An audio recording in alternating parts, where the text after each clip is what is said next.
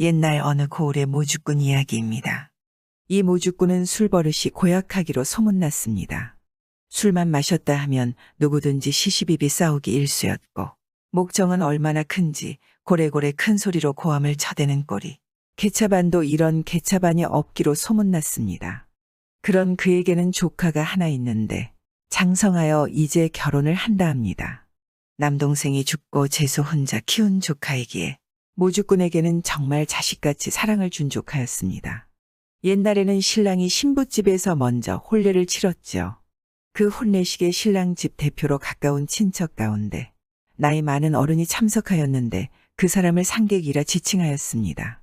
상객으로 신부댁에 보낼 어른을 고르는데 신랑 집안이 단출해서 도무지 모주꾼밖에 보낼 사람이 없었습니다.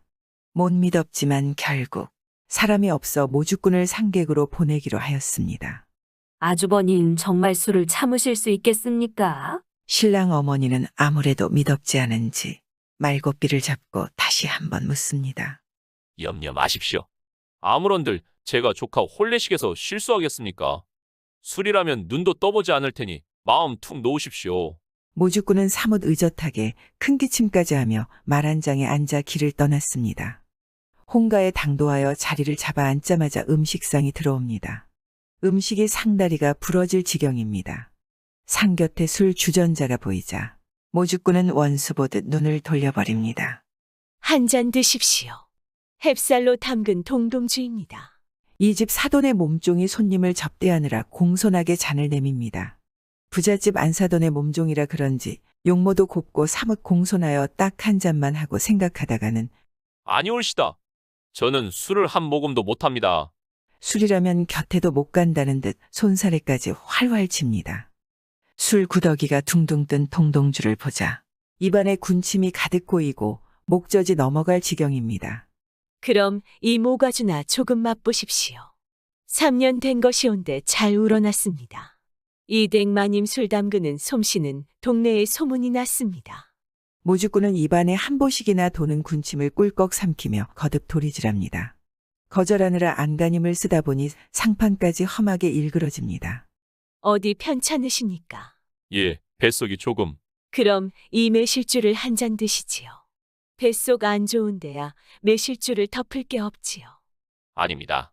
저는 술이라면 밀밭에만 가도 취하는 사람입니다. 모주꾼은 도리질에 손사래에 술을 거절하느라 진땀을 뺍니다. 그렇게 술을 참아 실수하지 않고 결혼식을 잘 치렀습니다. 밤이 되자 자리에 듭니다. 춘삼월이지만 밤에는 서늘한 날씨입니다.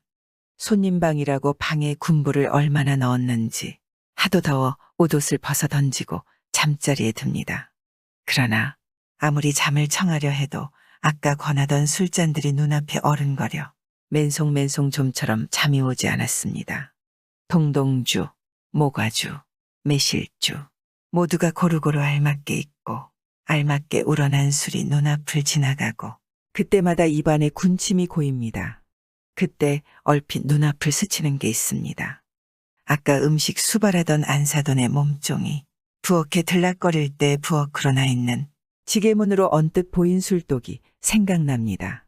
모주꾼은 슬그머니 일어납니다. 식구들은 모두 깊이 잠들었겠지?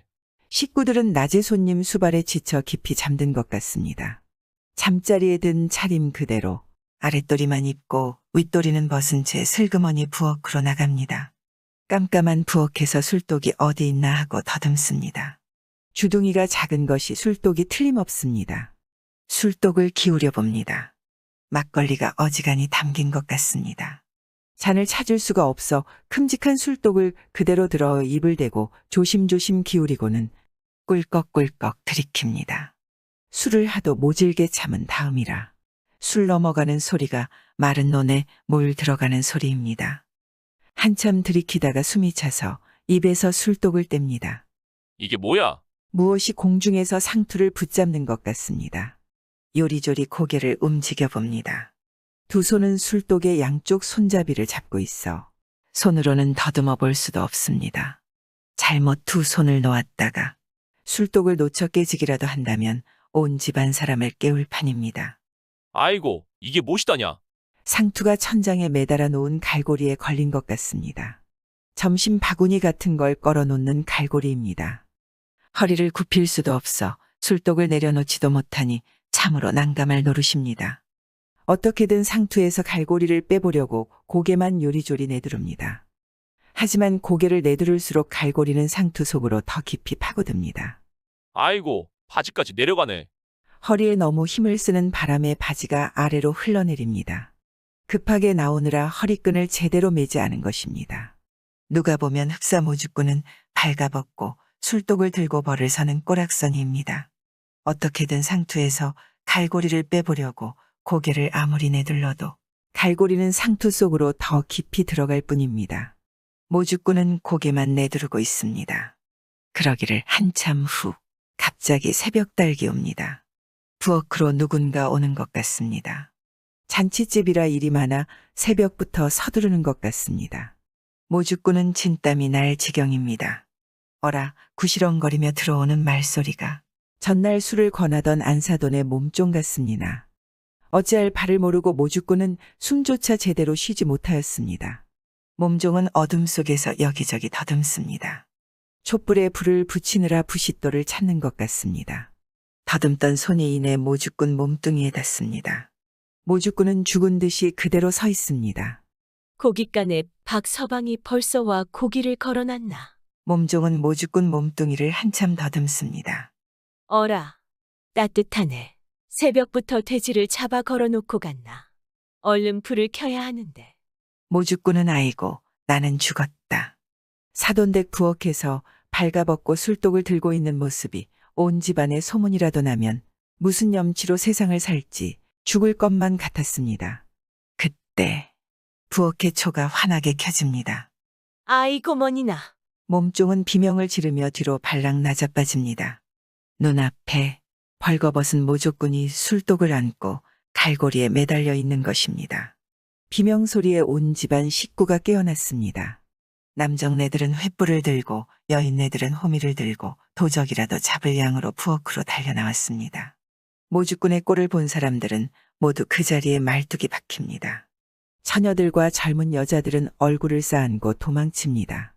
그때 바깥사돈이 들어옵니다. 순간 모주꾼은 번쩍 떠오르는 생각에 술독에 술을 몸에 붓습니다. 지금 제 꼴이 말이 아닙니다마는 그만한 까닭이 있으니 너무 놀라지 마십시오. 모주꾼은 술독을 들고 바깥사돈한테 의젓하게 말합니다. 식구들은 튀어나올 것 같은 눈으로 모주꾼을 보고 있습니다. 제가 요사이 학질에 걸렸는데 별의별 방법을 다 써도 낫지 않았습니다. 그런데 학질에는 부엌에서 술독으로 목욕을 하는 게 제일이라고 하기에 염치 불구하고 이 방법을 쓰고 있는 참입니다. 모주꾼은 눈썹 하나 까딱하지 않고 능청을 떱니다. 황당하기만 한 바깥사돈은 어찌할 바를 몰라 맞장구를 칩니다. 아이고, 그랬으면 그랬지. 이렇게 해서 학질이 떨어진다면야 그런 다행이 어디 있겠습니까? 바깥사돈이 반색하며 바지부터 추슬러 올려주고는 술독을 받아 내려놓고는 모주꾼의 두 손을 잡으며 맞장구를 친다는 것이 사돈 어른, 부탁이 하나 있습니다. 우리 집 안 사람도 지금 학질에 걸린 지가 20알도 더 되었는데 낫지 않습니다. 가실 때 집사람을 데리고 가셔서 이 비방을 좀 써주시구려. 바깥사돈이 모주꾼 손을 잡고 굽실거립니다. 신부 아버지도 적잖이 당황스러웠나 봅니다. 그렇게 하지요, 허! 예나 지금이나 사람 사는 모습은 매한가지인가 봅니다. 그렇게 술을 밝히다 결국 사돈댁에서 일이 망신당할 줄 누가 알았겠습니까? 뭐든지 적당히 즐길 줄 알아야지. 과하면 득이 되질 않지요. 구독과 좋아요와 함께 오늘도 좋은 날 되세요.